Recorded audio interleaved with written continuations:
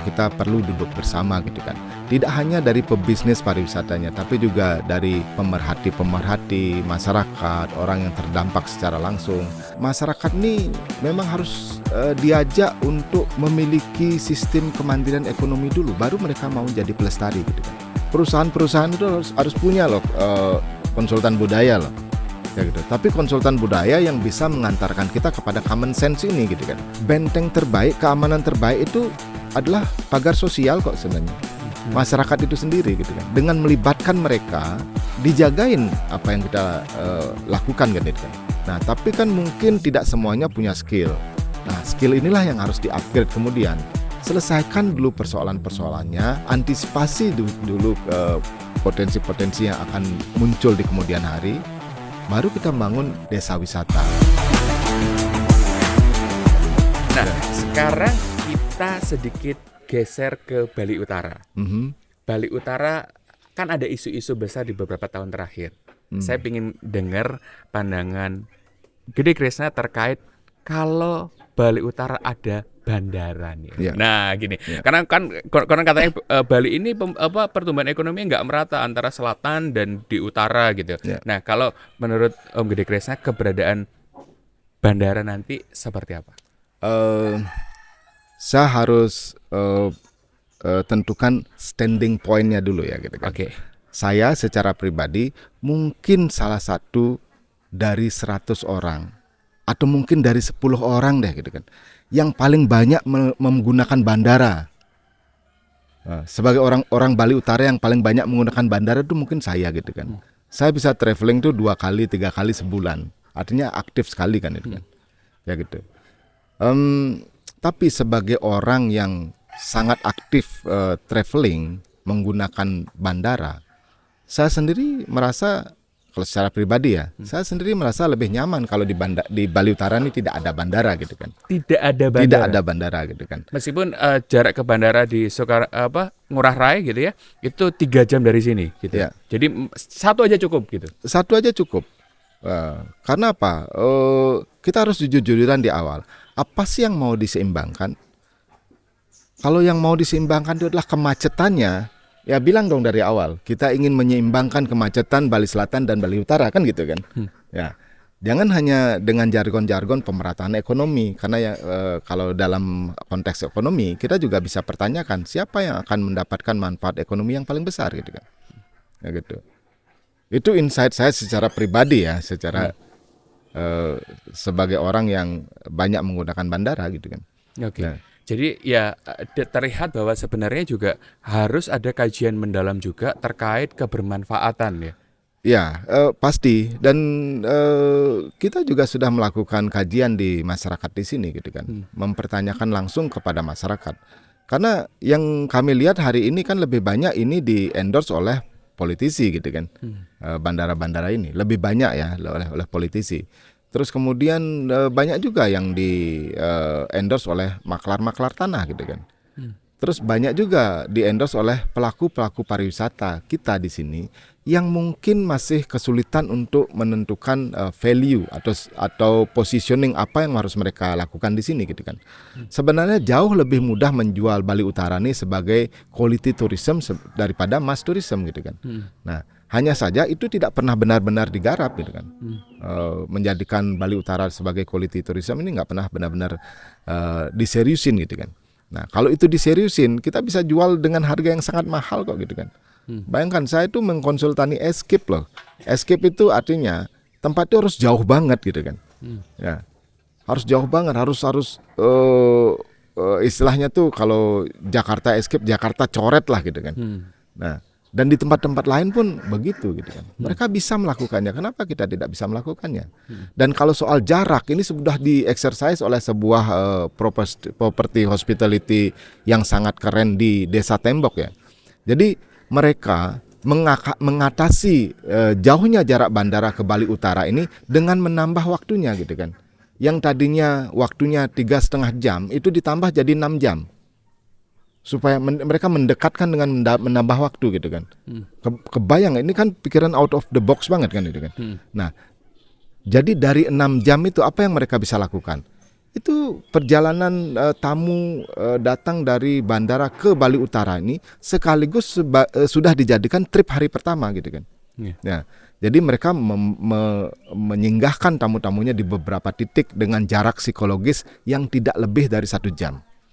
Sehingga tanpa terasa 45 menit mereka sudah singgah di beberapa tempat, ternyata udah nyampe gitu kan. Kayak gitu. Bahkan multiplier efeknya jadi dapat gitu ya. Jadi dapat banyak gitu kan. Gitu ya. Jadi tantangannya adalah bisa nggak kita mengkurasi jalur di mana ada titik-titik yang berkualitas yang sesuai dengan kapasitas dan kemampuan tamu-tamu kita gitu kan. Iya. Gitu. Tapi kan tidak semua orang gitu ya mempunyai pemikiran seperti itu.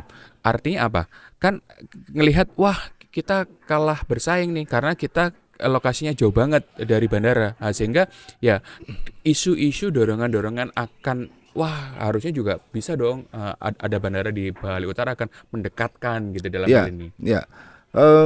Satu hal Bali Utara itu dianggap jauh jaraknya dari Bali Selatan. Betul. Gitu kan. Tapi kalau kita lihat realitasnya hari ini, Bali itu masih tetap jadi hub kok gitu kan. Iya. Dan sebagai hub, hitung ada jarak dari Denpasar ke Bali Utara dan bandingkan dengan jarak dari Denpasar ke Labuan Bajo gitu misalnya. Labuan Bajo itu jauh lebih lama proses pencapaiannya daripada Bali Utara kan itu kan. Karena harus nunggu di bandara dulu, kemudian flightnya ke Bajo, kemudian mesti ada tunggu bagasi dulu baru bisa keluar gitu kan. Kan jauh juga jadinya kan ya. Kayak gitu. Lama juga jarak tempuhnya gitu kan. Iya. Ya. Jadi artinya nanti kalau kita kaitkan dengan karena Gede Gresa tadi cerita sudah ratusan datang ke desa wisata gitu ya, ke desa-desa yang ada di Bali Utara, sebenarnya artinya apa? Perlu adanya mindset bahwa yuk ciptakan quality tourism gitu ya, agar nanti ya nggak perlu banyak-banyak gitu ya. Kemudian apa yang bisa disuguhkan gitu ya dalam dipersiapkan untuk wisatawan yang hadir di Bali Utara itu ya. Sehingga ya bandara itu ya cukup deh gitu. Karena melihat juga crowded gitu ya, bahkan sekarang ada isu yang wah Bali over tourism gitu, padahal bukan over tourism semuanya gitu, tapi di spot-spot tertentu gitu ya. Ya intinya kita belajar banyak lah dari perkembangan pariwisata kita di Bali hari ini gitu kan. Dan setelah sekian tahun sepertinya kita perlu duduk bersama gitu kan. Tidak hanya dari pebisnis pariwisatanya, tapi juga dari pemerhati masyarakat, orang yang terdampak secara langsung. Karena apa? Karena kalau mau jujur kan Bali dijadikan sapi perahan juga dalam konteks pariwisata kan. Semua dijalin ke sini gitu kan. Semua bicara daya tarik.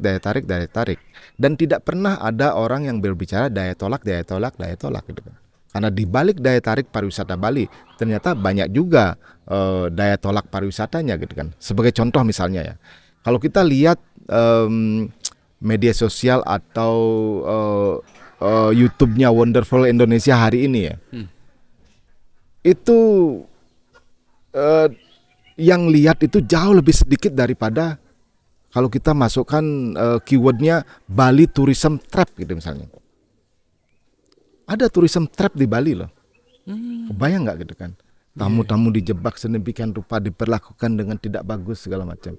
Itu kan daya tolak pariwisata. Itu kan membangun resistensi yang sangat besar di kalangan masyarakat luar kan itu kan. Dan itu tidak pernah diselesaikan gitu. Kayak gitu. Makanya sebelum kita bicara daya tarik atau pada saat kita bicara daya tarik, boleh nggak kita juga bicara daya tolak pariwisata kita gitu kan. Kayak gitu. Sebagai balancing gitu kan. Ya. Terus kemudian model-model atau gaya-gaya pembahasan menyeimbangkan kesejahteraan, boleh nggak kita langsung breakdown tuh parameter kesejahteraan dan dampaknya gitu kan. Kan impact, kita bicara impact nih hari ini kan gitu kan. Nah kalau ada impact berupa kemacetan, boleh nggak kita declare juga di awal, oh nanti kita Bali Utara kita tanggung kemacetannya sama-sama ya gitu kan. Nah, dampak-dampak sosialnya seperti perilaku turis yang sembarangan segala macam seperti di selatan itu juga disampaikan dong gitu kan. Oh nanti kalian juga ada risiko-risiko seperti ini ya, ada impact-impact seperti ini loh dalam pengembangan pariwisata loh. Jangan bicara tentang manis-manisnya ekonomi saja gitu kan. Oke. Kayak gitu. Nah ini luar biasa saya baru mendengar ya di Serdaya tolak dan lain sebagainya. Tapi tadi Om Gede Kresna menyampaikan juga permasalahan di Bali ini juga cukup banyak dengan adanya perilaku-perilaku turis yang mungkin tidak bertanggung jawab gitu dalam hal ini. Nah, sampai saya juga bukan trap ya dalam hal ini. Banyak di sosial media itu Bali itu bukan punya orang Bali. Nah, sekarang Bali itu punya investor dan punya orang luar. Nah, itu melihat konotasi berita-berita seperti itu, Om Gede gimana, Om? Ya, sebagai salah satu dari masyarakat global, masyarakat dunia, sebagai salah satu bagian dari umat manusia, saya sih tidak memandang itu sebenarnya. Karena siapapun ini berhak tinggal dimanapun gitu kan. Orang Bali, orang Indonesia juga berhak tinggal di Malaysia, di Jepang, di Eropa, berhak juga kan gitu kan. Dan memang harus diberikan kesempatan yang sama juga gitu kan. Ya, tapi satu hal, kalau kita akan tinggal di negara lain, kita pasti akan belajar tentang culture-nya entitas atau komunitas di sana kan gitu kan. Ya, di sini itu yang mungkin tidak dilakukan gitu kan. Ya, jadi filternya tuh rendah sekali gitu kan. Tidak ada kewajiban-kewajiban orang luar yang mau tinggal di Bali dan berinvestasi di Bali untuk mengetahui lebih dalam tentang sosial kultural dan persoalan-persoalan yang dihadapi oleh orang-orang Bali sendiri gitu kan. Jadi karena memang kalau pendekatannya itu kapital agak sulit. Itu sebabnya corporate ini sebenarnya mutlak memiliki konsultan-konsultan budaya gitu kan. Karena justru belum tentu loh kalau mengajak konsultan kultural seperti itu biayanya akan menjadi membengkak atau yang paling ditakuti oleh investor kan ketika kita melibatkan budayawan dalam pengembangannya nanti terlalu banyak batasan-batasannya yang gitu. Padahal enggak, justru lebih banyak lagi hal-hal yang bisa kita develop dengan mengetahui cultural secara lebih mendalam gitu kan. Kayak gitu. Nah, karena tadi Om Gede Kresna juga menyampaikan budaya. Nah, apa sih yang membedakan bahwa Bali bisa seperti ini? Itu kan juga salah satunya karena budaya. Budaya apa sih Om yang menurut Om Gede Kresna harus terus dilestarikan dalam ini agar ya Bali ya menjadi sebuah tempat gitu ya yang paling nyaman surganya dunia dalam hal ini tetap ada di Bali, Om. Ya, zaman Bali sebagai surga sebenarnya itu hanya ada di zaman-zaman Beachcomber ya. Kalau menurut tulisan-tulisan orang Eropa yang ada di yang ke Bali pada saat itu ya, Bali diberitakan sebagai kepingan surga terakhir bagi orang-orang yang kena dampak revolusi industri di Eropa pada saat itu gitu kan. Jadi tahun 40-an. Ya tahun-tahun mulai dari tahun 1800-an juga sudah mulai ya gitu kan. Cerita-cerita tentang itu, romantika Bali sebagai surga itu kan. Karena sekarang mungkin sudah agak berbeda ya gitu kan. Bali dengan segala problematikanya juga sebenarnya tidak seindah itu, dan kita juga harus menyampaikan itu gitu kan. Nah, salah satunya kalau kita bicara tentang turisme, memang kami juga selalu mengajak orang-orang untuk belajar turisme ke Bali gitu kan. Tapi apa yang harus dipelajari dari Bali juga semestinya adalah bagaimana Bali gagal membangun sistem kepariwisataannya gitu kan.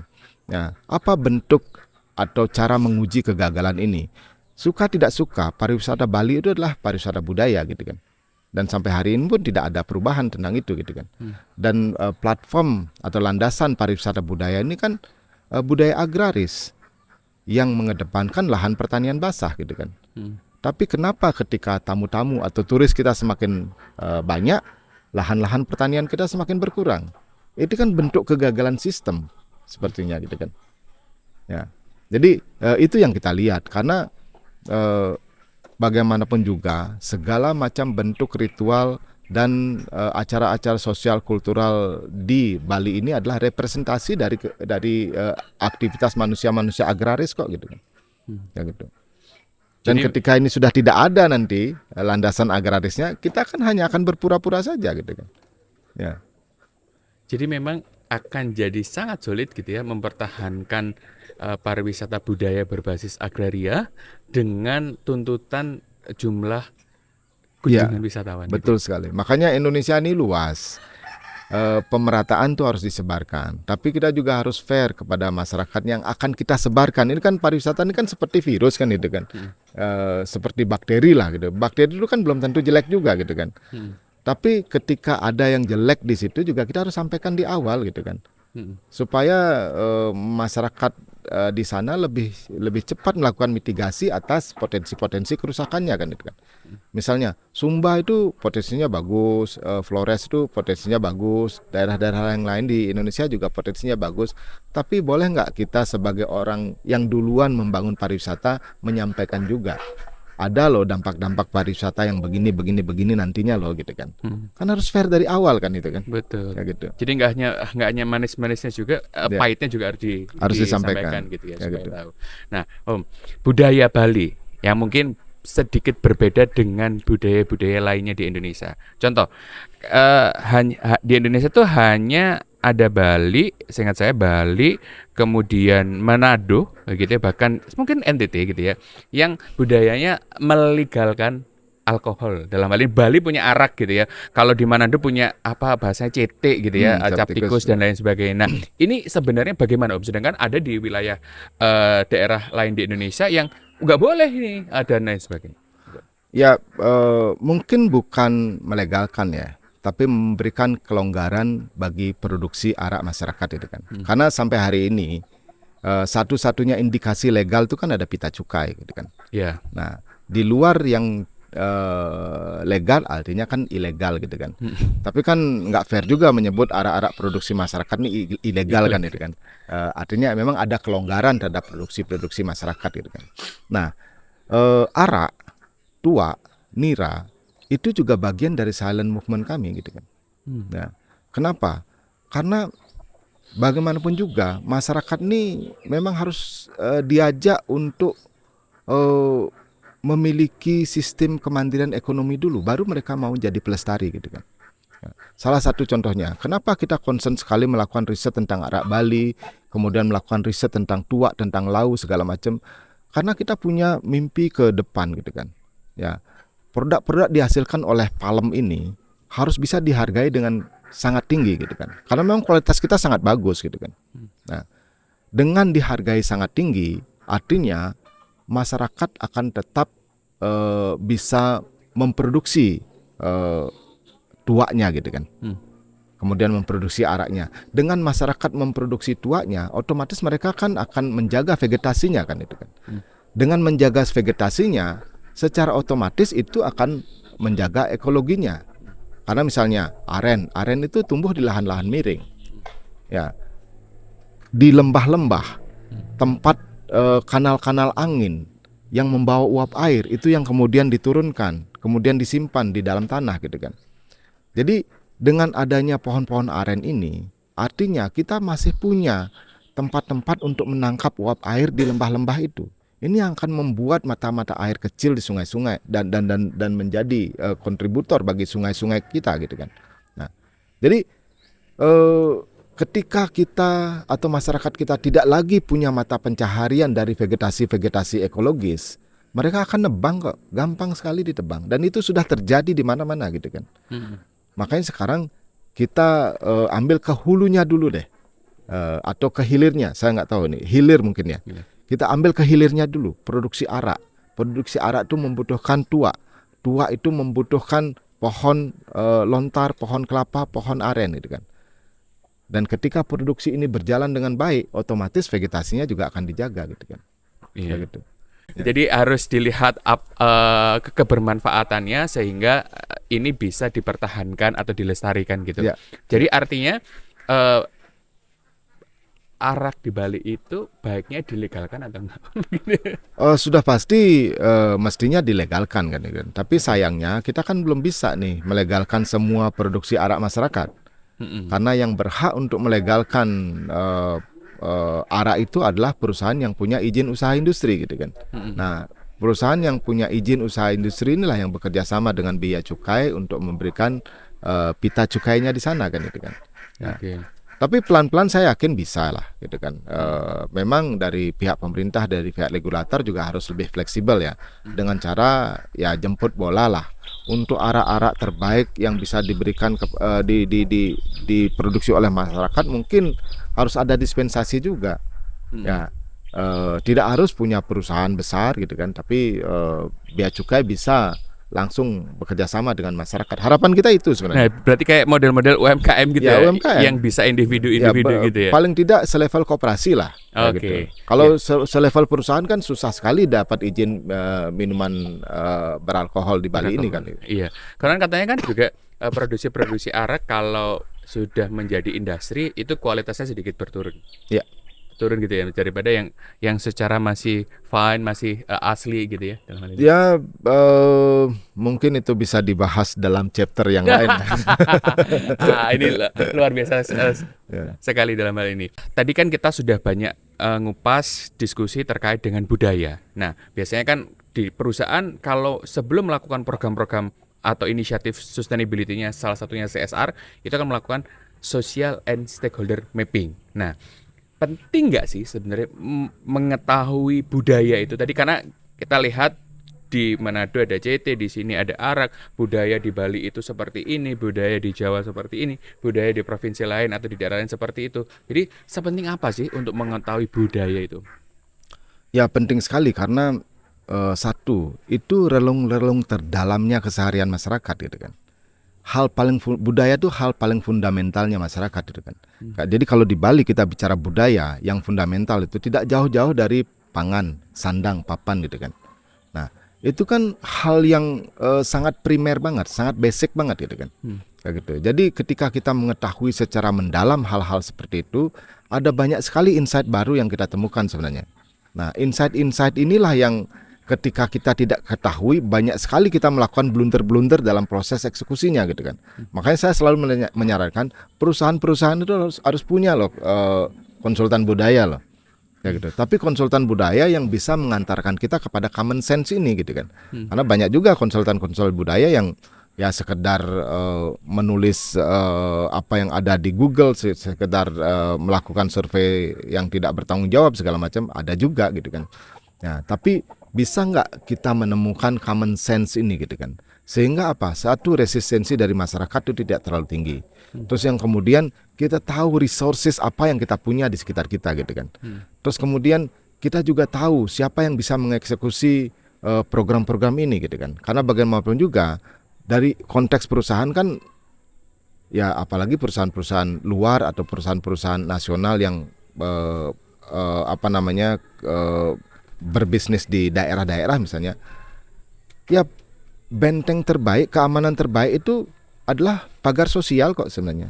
Masyarakat itu sendiri gitu kan. Dengan melibatkan mereka, kita kan dijagain apa yang kita lakukan kan gitu kan. Ya, mereka penjaga-penjaga kita sebenarnya gitu kan. Nah, tapi kan mungkin tidak semuanya punya skill. Nah, skill inilah yang harus di-upgrade kemudian. Nah, bagaimana kita tahu mereka tidak punya skill kalau kita tidak pernah masuk ke masyarakat, kan itu pertanyaannya. Nah, riset-riset ini termasuk itu. Apa-apa saja yang nanti dibutuhkan pekerjaan-pekerjaannya, siapa yang akan melakukannya gitu kan. Oke, Gitu. luar biasa. Jadi selain benteng sosial juga ternyata perusahaan harus peduli dalam budaya untuk mengoptimalkan ya. Mengoptimalkan kalau katakanlah di suatu daerah perusahaan butuh A, ada nggak sih di sekitar kita beroperasi gitu ya, untuk mengetahui bahwa potensi itu juga ada gitu dalam hal ini. Selain ada potensi, juga ada ancaman apa saja sih yang nanti juga akan bisa mengganggu keberadaan perusahaan gitu ya. Bahkan riset kita masuk sampai ke siapa sih yang menjadi biang kerok di desa itu ada. Meskipun kita tidak tulis di laporan, tapi kita sampaikan. Nih orang-orang nih susah banget gitu kan. Ya. Susah banget kita bekerja sama. Mending kita cari cara lah untuk mengeliminir ini gitu kan. Atau tidak bekerja sama dengan mereka gitu kan. Wah, luar biasa sekali. Jadi stakeholder mappingnya juga dapat. Nah, dalam hal ini tadi dalam hal ini tadi sudah kita diskusi terkait dengan wisata, desa wisata, banyak hal terkait dengan budaya gitu ya, kemudian potensi dan kearifan lokal yang ada dalam hal ini.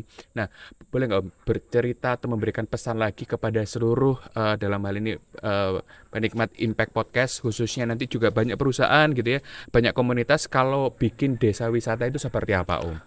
Ya, sebelum kita masuk desa wisata, saya sendiri sebenarnya tidak begitu sreg dengan konsep desa wisata gitu kan. Ya. Standing point saya di situ. Kenapa? Karena banyak sekali desa-desa wisata yang menjadikan potensi wisatanya itu adalah batas-batas desanya dengan desa lain gitu kan. Nah, begitu satu desa maju karena punya akses, desa yang lain pasti iri. Nah, dan ini banyak terjadi sampai berantem-berantem. Nah, misalnya air terjun aja gitu kan. Di atasnya desa lain, di bawahnya desa lain. Yang bagus kan yang di bawahnya ini gitu kan. Nah, sehingga ketika desa di atasnya tidak mendapatkan manfaat ekonomi, ya udah buang aja sampah-sampah plastik di situ. Ya. Itu terjadi kan itu kan. Ya, atau pemanfaatan lembah. Lembah yang satu dimanfaatkan karena ada akses yang lebih mudah, tapi di seberangnya tidak dapat. Karena itu sudah di luar desa. Artinya apa? Dipasang cermin-cermin, dipasang seng-seng untuk membuat tamu-tamu silau gitu kan. Jadi desa wisata ini harus kita pikirkan kembali. Karena apa? Karena kita tidak punya mitigasi yang komprehensif untuk mengatasi persoalan-persoalan yang ada di desa-desa nantinya.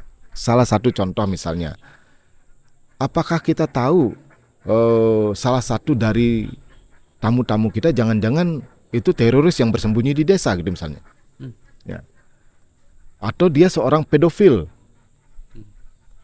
yang akan merugikan masyarakat desa, dan ini kejadian di banyak desa di Bali gitu kan.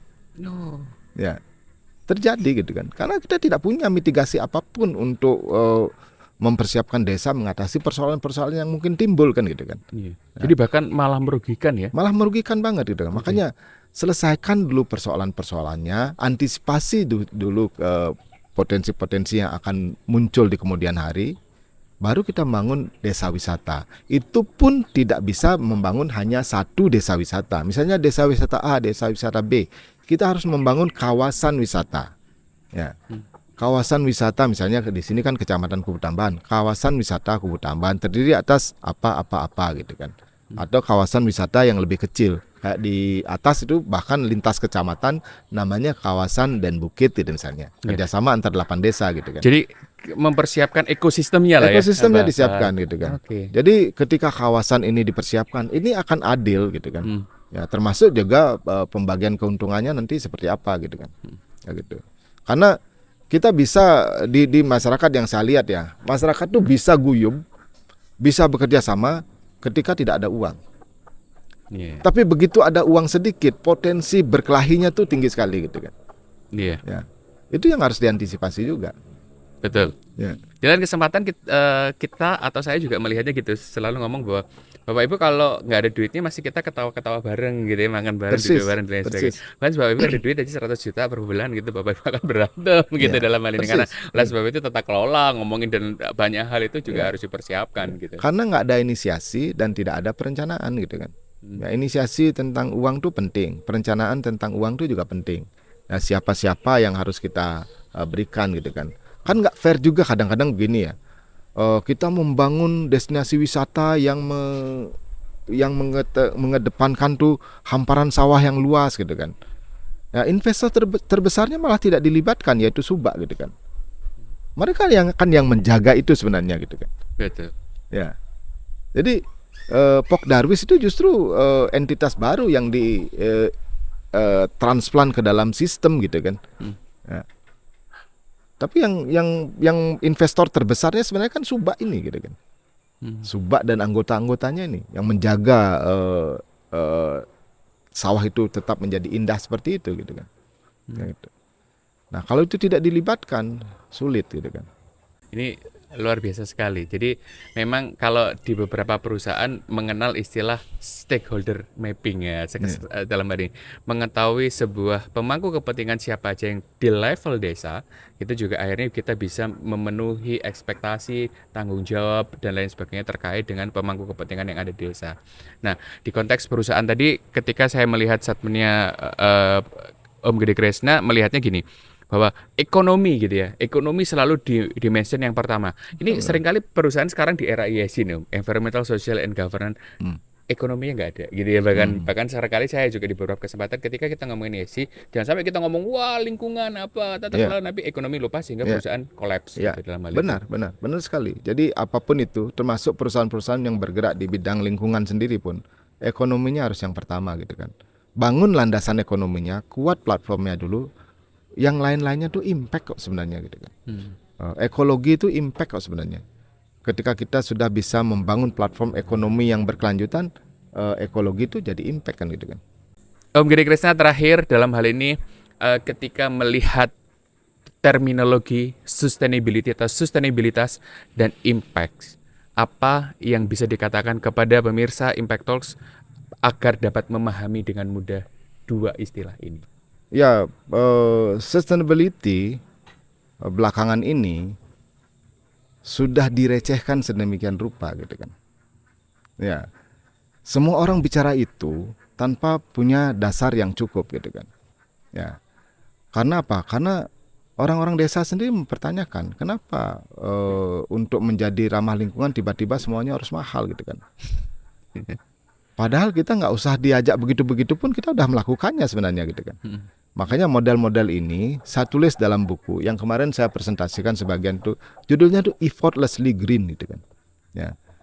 Jadi ketika standar-standar ramah lingkungan dan keberlanjutan ini sudah dihegemoni oleh perusahaan, saya ingin menunjukkan bahwa orang-orang di desa sana itu melakukan gerakan-gerakan ramah lingkungan itu bahkan tanpa usaha apa-apa gitu kan. Nah, kalau dihegemoni oleh perusahaan ini akan menjadi mahal semuanya. Tapi masyarakat melakukannya tanpa biaya sama sekali gitu kan. Kayak gitu. Jadi kita harus pertanyakan kembali nih sustainability ini, karena belakangan saya lihat malah sustainability ini menjadi semacam stempel. Karena stempelnya sudah bisa kita dapatkan di mana-mana, itulah pada akhirnya yang membuat sustainability ini kita recehkan secara kolektif kan itu kan. Oke. Ya. Jadi highlight yang paling saya tangkap adalah sustainability itu nggak mahal. Nggak mahal. Karena ada beberapa inisiasi atau aktivitas gitu, aksi-aksi yang sebenarnya effortless, Ya. nggak perlu berbiaya mahal gitu. Betul ya. sekali. Nah, kemudian terkait bagaimana seorang individu atau perusahaan bisa menciptakan dampak, Om. Apa sih artinya dampak bagi Om Gede Krisna sendiri? Dampak itu kan hanya bagian kecil dari kerja-kerja fundamental yang dilakukan gitu kan. Dan semestinya justru di awal kita tidak berpikir dampak dulu gitu kan. Cukup lakukan saja apa hal-hal fundamental yang mesti kita lakukan. Karena dampak itu akan terjadi secara autopilot gitu, secara otomatis gitu kan.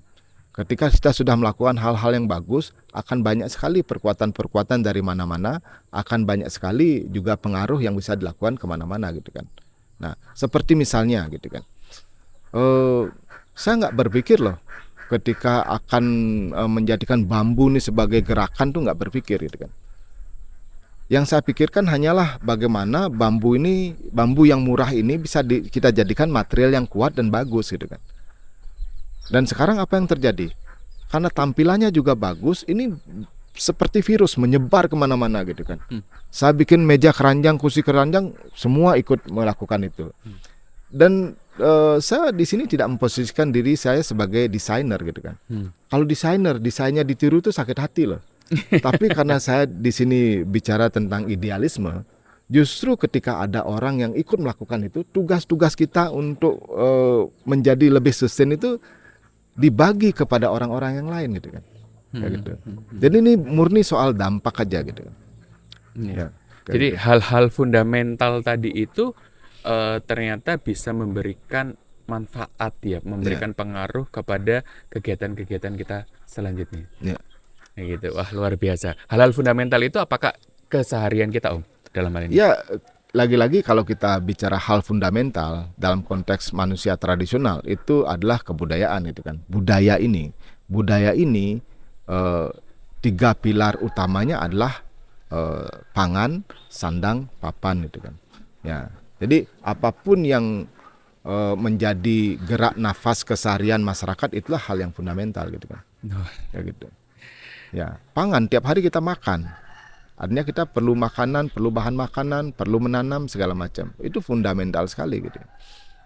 Oke, luar biasa sekali. Om Gede Krisna, closing statement terkait dengan agar pemirsa Impact Talks dapat mengambil intisari dan benar-benar mengambil manfaat dari diskusi kita pada pagi hari ini? Ya, saya akan sampaikan apa yang hari ini tidak bisa saya lupakan dari guru saya ya gitu kan. Beliau mengatakan, Gede, tidak ada yang benar-benar benar gitu kan. Jadi ikhlaskan semuanya untuk tidak sempurna gitu kan. Ya, apapun itu kita punya ide, punya gagasan, punya gerakan, lakukan saja dulu. Pasti tidak akan sempurna, pasti tidak akan benar-benar benar gitu maksudnya. Tapi ketika kita tidak benar dan ada orang yang mengoreksi itu, kita akan menjadi lebih baik gitu kan. Karena apa? Hanya kesalahan yang bisa membuat kita menjadi orang yang jenius gitu kan. Karena dasarnya untuk menjadi jenius dalam konteks manusia tradisional adalah rajin gitu kan. Ketika kita rajin, kita akan menjadi pengrajin itu. Kita akan menghasilkan kerajinan itu. Kerajinan yang sudah sangat advance inilah yang menjadi genius loci. Kejeniusan lokal itu, pangkal dan asal muasal kita untuk menjadi jenius. Rajin melakukan kesalahan, rajin memperbaikinya. Pasti kita akan menjadi orang-orang yang lebih advance gitu kan. Itu aja. Luar biasa. Terima kasih Om Gede Krishna. Demikian Impact Talk sesi kali ini bersama Gede Krishna, founder Rumah Intaran, arsitek dan budayawan, serta tokoh lokal di Bali yang sangat luar biasa. Terima kasih. Wassalamualaikum warahmatullahi wabarakatuh. Waalaikumsalam.